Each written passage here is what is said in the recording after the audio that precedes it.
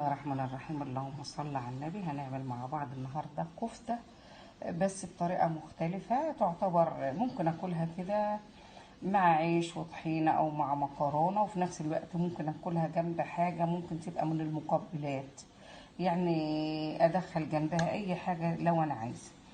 انا معايا ده نص كيلو لحمه، ومعايا حبيتين من البطاطس متوسطين او حبايه كبيره، بصلتين برضو متوسطين، كام فص توم كده لان التوم صغير. ده حوالي حزمه مشكله، شبت بقدونس، كزبره. انا طبعا مش هفرم ده مع هفرم البطاطس والبصل والثوم، لكن ده هقلبه زي ما انا مقطعاه كده.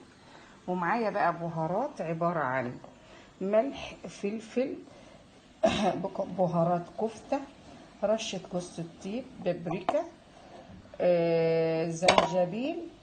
اللي في النص ده بقى معلقة بيكربونات او ممكن يكون بيكنج باودر.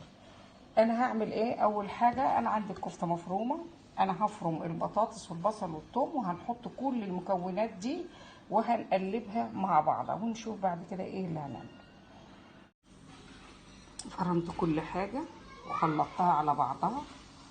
معايا صينيه مرشوشه زيت على خفيف كده، البخاخه، وبعدين هصب على السيخ وهحط في الصينيه، وبعدين هنشوف نعمل تصبيع الكفته. طبعا انا مجرد ما جيت اصبع ولعت الفرن والوقت سخن.